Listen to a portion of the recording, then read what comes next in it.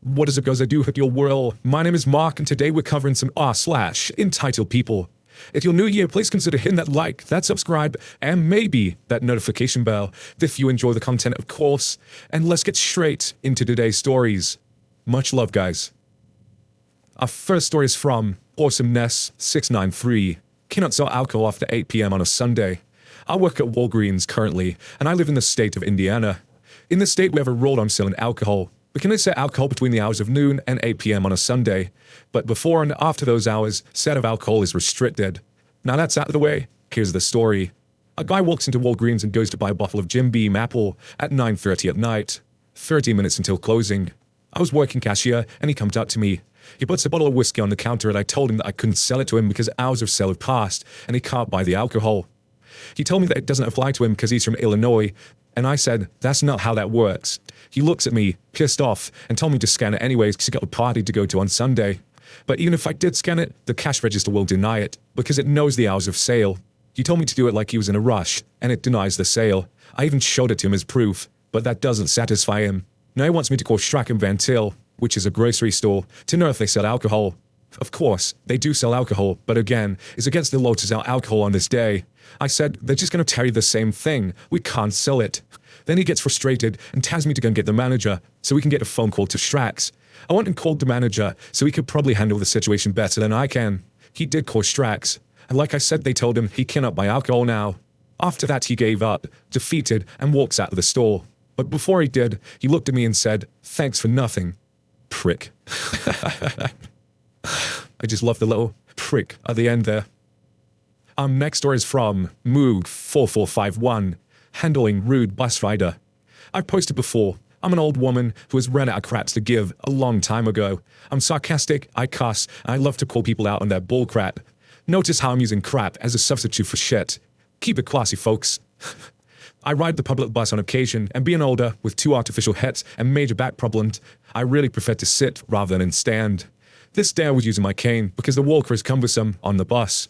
I got the bus to go home from being downtown, and the bus was packed. Lots of older folks and people with obvious mobility problems. So I escaped out the one empty seat, which was being guarded by a woman sitting on the aisle seat with her purse on the empty seat by the window. Now, this woman was middle-aged, medium build, and looked perfectly healthy. I stood right next to her and asked if I could sit. She ignored me. I asked again, louder. She looked at me like I was something that she had stepped in at the dog park. So, being polite, ladylike, quiet-spoken woman that I am, I loudly said, I need to sit down before I sit on you. She sniffed and said, this seat is taken. I smiled and said, oh, I'm sorry, you must think I'm someone who gives a flying frig. You know what I really said. Move your ass over, now. Several other passengers giggled, and the lady looked around at people looking at her and finally moved over. I sat down and quietly said, now isn't that much better? Bitch. She looked at me and said, will I never? So I just said, yeah, but I have. She got off at the next stop, and several people giggled again. I love being an asshole. I love this lady. She's amazing. I just love the little sly. Isn't that much better, bitch? It's the badge of the gratty during that, bliss. The next story is from Kirsty WH. Guy thinks everyone is magic. I work in a city few miles from my home, and I catch a train in and out every day. The rush hour trains are way overcrowded because the service is honestly pretty shitty, but everyone has just kind of accepted this over the years and quietly makes the best of it while cursing under their breath, the way polite British people do. I also happen to be disabled, so honestly, for my own safety, I should get a seat, but there's no seats available, I just hold onto the wall as best as I can. Suffered a massive head injury, so balance and dizziness is brutal, but luckily no mobility issues. I stand like lots of other people do when it's busy. This particular day, the train pulls up and loads of people crowd on, so I wait on the platform till the rush is over, and then step on. Obviously, there's no seats, so I find a space right by the door where about 4 or 5 other people are standing there, and there's a handle on the wall, so perfect for me to hold on to. The lady next to me also has a knee-to-toe leg cast on and a crutch. She was also standing quietly with no complaints. All's good and usual. Then enters entitled asshole. This guy looks exactly like the joke hits as you see in the movies, with a big ginger beard and glasses and a big rucksack. The second he gets to the door, late by the way because the train was already boarded and ready to leave, he looks up and down the carriage, glares at me and the 4 or 5 other people squished together in the space between the 2 carriages by the door, yees at, and huffs as loud as he can. Move. I honestly thought I was hearing things because it was such a stupid demand. We had absolutely nowhere to move to. We weren't all crushed together for the hell of it. There was no space in the carriage. Then louder. I said move. Come on, move down the aisle. He snapped it and gave us a stinking look as no one even looked up or responded. He obviously got pissy and bashed forward. He pushed his way onto the train, barging between us all, hitting the girl with the crutch's leg with his bag, then me and an old guy who was in front of me, obviously trying to squeeze his way through us and not really getting anywhere. God, are you all deaf or something? Move, man. Now, I'm not totally deaf, but I happen to have to wear hearing aids because of my head injury, so I took this very personally and snapped. Who the fuck do you think you are? The guy obviously didn't expect any of us to say something because he turned around as if shocked to be called out on his bullshit and just stared at me. It was then I noticed he has a lanyard around his neck was his ID badge for work. Big mistake.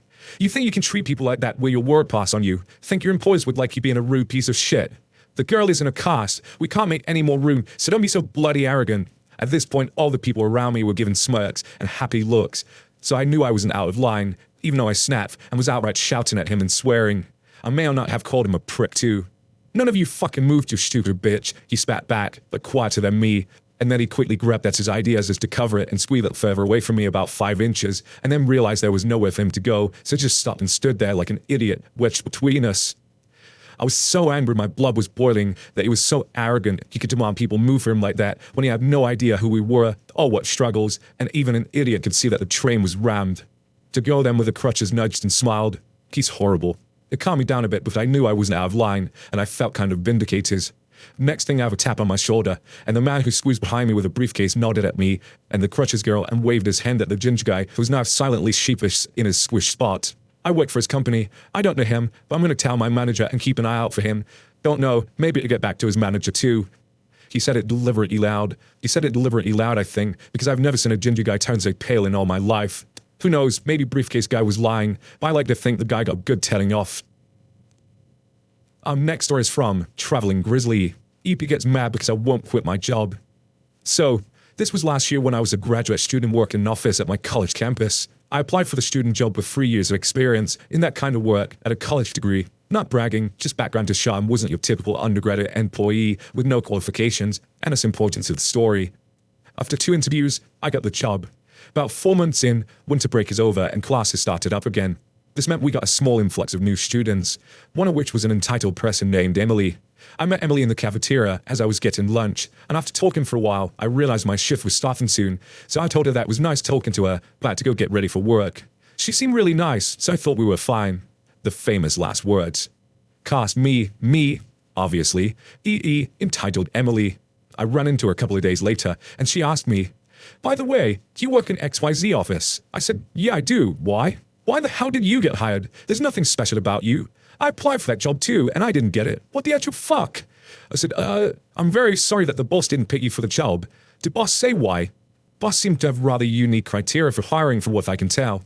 She said, "Boss said I don't have enough experience in that kind of office work. I mean, yeah, I've never worked in a job like that before, and it's not what I want to do for work, but it's still better than food prep for the cafeteria or an effing low-life janitor job. And I know the experience thing is total BS, and it's really because I'm brown." EE was half Hawaiian. "You don't have any experience either. You should make this right and report her." I said, "Well, I actually have 3 years of experience in that field, and I applied at the beginning of the year, so that's probably why I got hired. But I wasn't there for your interview, and if you feel she discriminated against you, I guess you could file a report or talk to her about it. We have someone possibly leaving soon, so it might be better to wait and try again." She said, "No, I was discriminated against for being brown, and you should just quit and give me the job. If you don't, you are effing racist too. I deserve that job more than you, so just do the right thing and leave and tell her to give the job to me." I said, "I'm sorry, but I really can't quit. I have to pay for tuition too, and I have to get a class now. Good luck with whatever you decide to do about reporting or not." She said, "Stupid white racist bitch. You are effing racist. I'm going to tell everyone you hate brown people. I will ruin you." Keep in mind that this was the second time I'd ever talked to her. I don't know how she found out where I worked, and she was yelling that I'm a racist in the middle of a crowded cafeteria of college students, so I was rather interested in getting out of there quickly. She never did anything about reporting any discrimination, and she ended up with a different job in a PE rec center, but she absolutely hated me for the rest of the year. Our next story is from Grogus Kiev. "This is my chair. You need to move." Words from EB on an empty public bus. Here I am, sitting in an empty bus on a cold December day a few years ago, after a full day of mountain hiking. Dozing off, dreaming of hot tea and warm showers, I hear the words, "Hey you," while receiving nudges in my kidneys with an old lady bag. I turn my head slightly and see this woman. This lady in her 50s with both hands full of bags, standing above me. We connect with her eyes, and you can see almost immediately the soul of a child that wasn't hugged enough. That moment, my blood froze. I thought I've made something terrible, like farting in my tired state.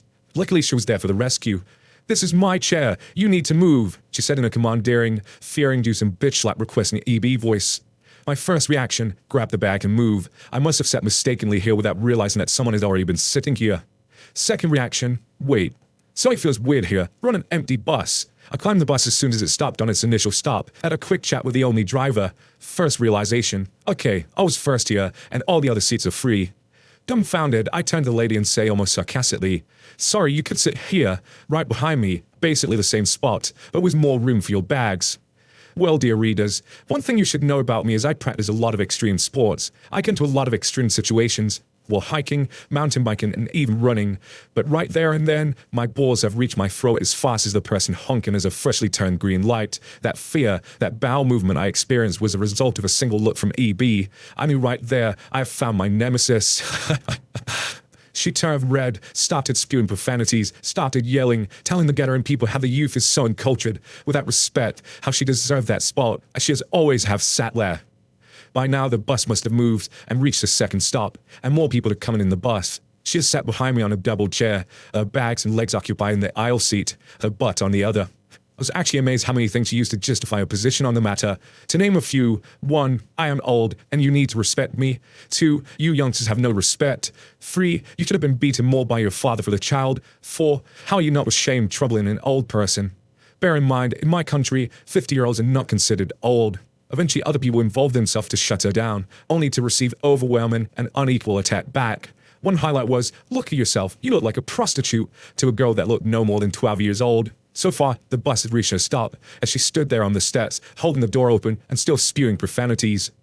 The end was when the bus driver had had enough, jumped out of his seat, nudged the lady a bit so that the doors could close, and he returned back. Telling it now, I regret not starting applause there, but if there's any chance that he might be reading this, kudos to you, sir. As for me, I have no respect for any entitledness whatsoever. I love, but he's still always the craziest. Our next story is from 10 Sheriff Fluff. Karen wants me to ignore the rules since it's her. Okay, so this happened, and I'm still fuming a bit. For background, I work at a pet hotel/daycare place. We also do grooming, but that's not important for this. Normally, we're open from 8 a.m. on 9 a.m. until 6 p.m. The exception to this is on Sundays and Mondays, which is today. On Mondays, I'm by myself. I leave at 2 o'clock when my boss and the owner comes in to watch over everyone until checkout. We're publicly closed all day from 4 p.m. until 6 p.m. so people can pick up their dogs from daycare or from the pet hotel. We're unofficially open from 8 a.m. to 9 a.m. so that our usual customers drop off their dogs at daycare.